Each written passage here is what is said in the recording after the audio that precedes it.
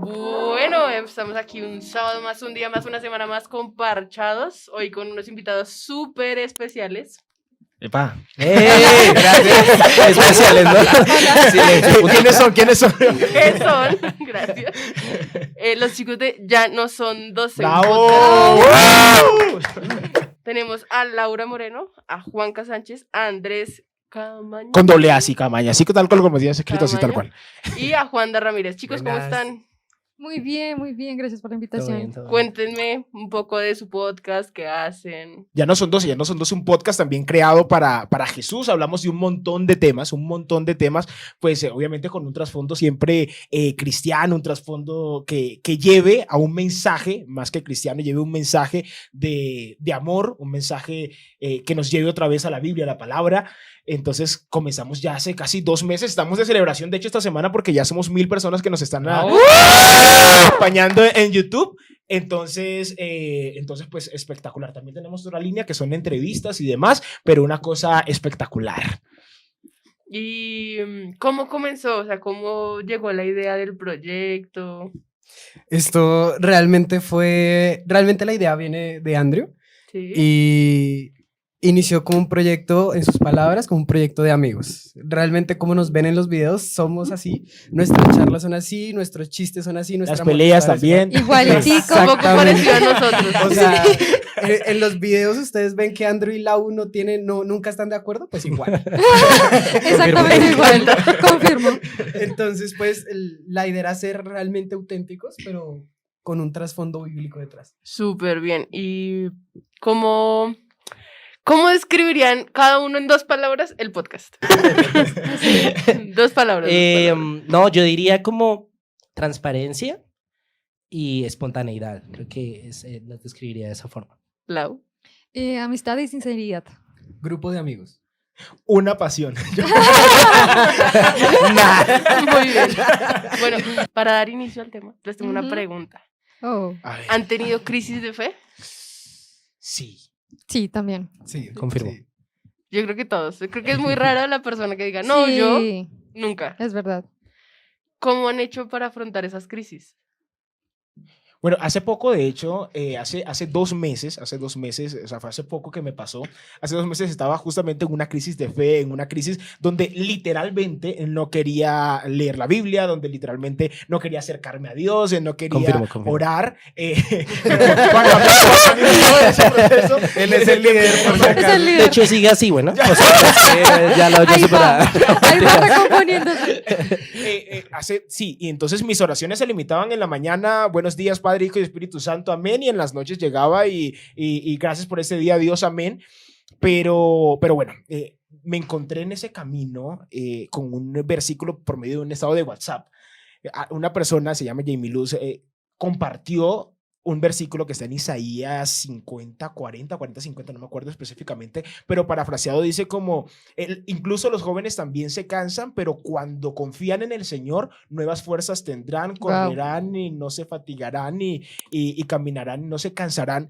Y yo en ese momento lo que hice para responderte a la pregunta es alzar la mano, decir, bueno, sí, estoy cansado, Dios, pero confío en ti. Entonces, literal, eso fue lo que hasta ahora me ha levantado. No está tan alejado, Juan Camilo, lo que dice al día de hoy, pues, digamos, estoy mejor, pero todavía voy en el camino. No es tan grave, no es tan grave. Entonces, pues sí, levantar la mano y decir, confío en ti, Dios, que yo sé que después de esto nuevas fuerzas tendré. Uy, yo he tenido muchísimas crisis de fe. Yo particularmente soy una persona que duda mucho. Sí. Wow. Como que tengo que tener una experiencia muy particular para creer algo ciegamente, por decirlo así. Entonces, sí, a lo largo de toda mi vida, sí he tenido muchas crisis en las que no solamente como con raíces emocionales, de decir como, Dios, ¿tú realmente existes? ¿Por qué permites que pasa esto? Pero también he tenido como crisis de fe también intelectuales, en el sentido en que muchos profesores me han rayado la cabeza, de verdad. O sea, he quedado como con 1000 dudas. Y realmente sí he tenido como esas crisis de fe. Creo que ha sido Dios el que ha permitido que mi fe se mantenga y que crezca, porque a partir de esas dudas realmente creo que he encontrado una fe mucho más fuerte y más fundamentada. Wow. Bueno, en mi caso particularmente sí, digamos que la fe siento que es probada constantemente, pero particularmente una que llega, wow, fue una crisis, de las más que recuerdo, fue cuando una tía que era muy cercana a mí enfermó, ella pasó por cáncer, entonces la enfermedad, digamos que me mostró mucho bueno, y Dios, cómo eres el Dios sanador hoy, sí, cómo puedo verte en mi familia, cómo de pronto yo no puedo hacer más y solo es creer. Entonces como que tú tienes las manos atadas y dices como es lo que hay que hacer, o sea, no tengo más. Entonces esa fue, digamos que de las crisis más fuertes que tenía. En lo personal, como dice Juanca, yo soy una persona súper, bueno, sí, sigo siendo una persona supremamente racional. Así que es muy complicado como que juntar ese mundo de yo creo en absolutamente en todo lo que está en un documento, en todo lo que dice la ciencia y ahora tengo que creer en aquello que no puedo ver.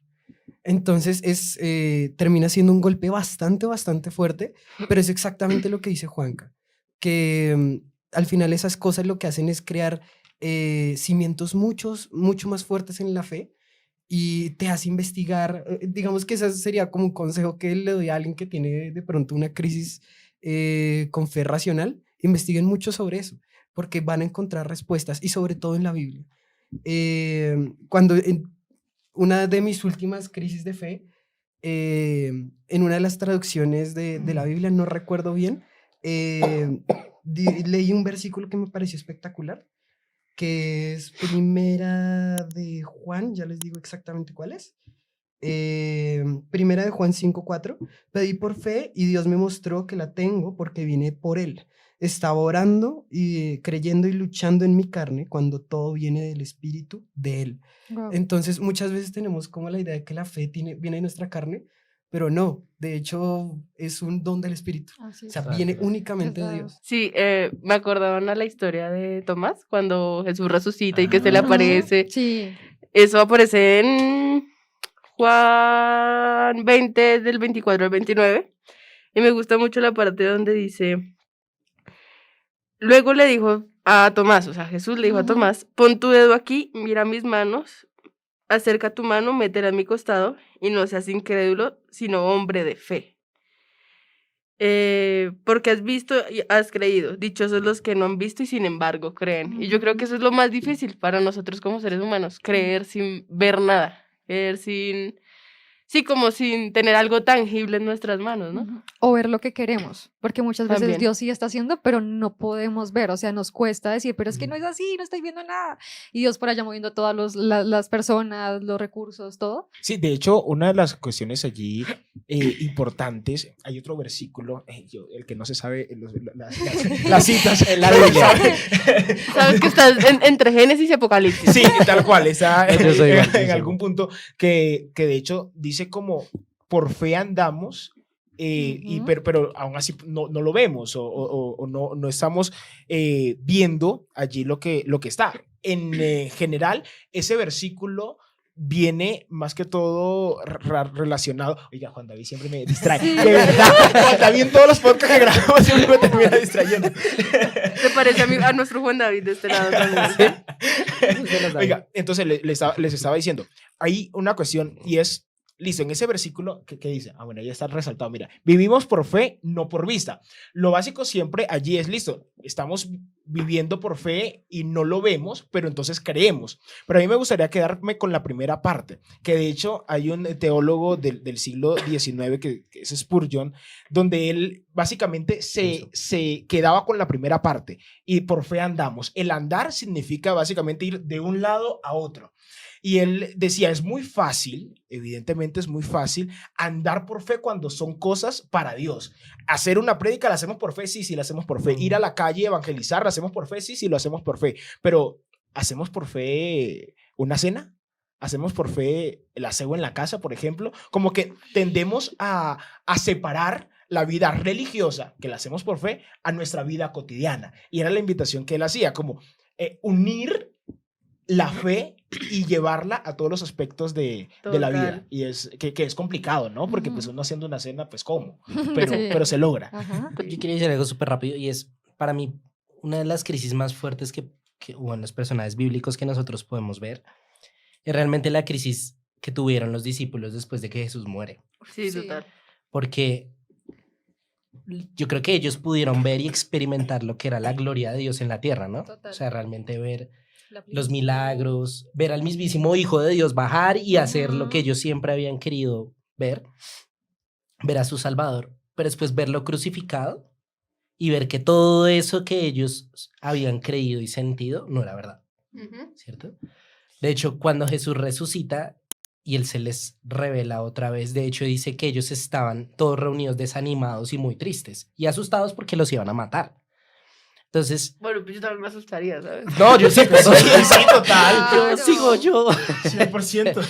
Entonces, creo que eso me muestra bastante que a pesar de que nosotros veamos que hay una promesa que en teoría no se cumplió, siempre Dios se va a presentar en el momento justo para darnos una revelación, no solamente de un milagro, de algo o de una promesa que nosotros querramos, sino de quién es Él, ¿cierto? Porque para él para ellos la decepción más fuerte era saber que Él no era el Hijo de Dios, Ujú. ¿cierto? Sí. Cuando Él vuelve y se presenta, vemos que Él Ujú. les dice, no, yo soy quien soy. O sea, realmente no es el hecho de que pase algo, sino de que nuestra fe debe estar puesta en quién es Dios. y en lo que La- hace. Y yo, Dale, dale. yo quería decir, creo que algo muy, muy, muy importante es la revelación. O sea, dice después como que se les fue revelado y se les recordó todo lo que se les había dicho y entendieron que Él era el Hijo de Dios y que Él había resucitado y que era la promesa que habían esperado. O sea, siento que es lo que pasa muchas veces en las pruebas, lo que Dios quiere es revelar algo de Él muy particular hacia nuestra vida.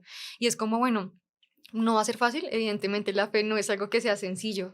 Lo que decías ahorita era como, bueno, si fuera así de sencillo, pues lo haría a nuestra manera, lo haría en nuestros tiempos y de nuestra forma, pero no es Sí, así. sí, O sea, la fe nos exige salir de nuestra forma, de nuestra zona de confort, nos exige salir de nuestra forma de pensar, de la forma en la que nos relacionamos con Dios, quita toda religiosidad, o sea, es impresionante lo que hace. Entonces, para mí particularmente, es como cada prueba de fe, para mí ha sido una revelación muy particular y profunda de Dios. O sea, es algo que cuando algo es revelado, es algo que nadie más, por más que te cuente, tú lo vas a entender. Es una convicción que se genera porque la has vivido, se te ha dado ese entendimiento. Eso solamente viene de Dios. ¿Qué tips Gloria a tienen Dios, gloria a ustedes Dios. para afrontar estas limitaciones de fe, estas crisis de fe? Que ustedes que pueden decir, como yo he hecho esto y me ha ayudado. Bueno, a mí hay dos cosas principalmente que me han ayudado. La primera es como reconocer que me está haciendo difícil creer, Sí. como ir delante de Dios y mostrarle todo, o sea, como, mira, me cuesta esto, me siento así, esto pasó y me dolió, no puedo ver tal cosa, como ser muy sincera con Dios y como conocemos como derramar nuestro corazón delante de Dios. Y lo segundo es recordar lo que Él ya ha hecho.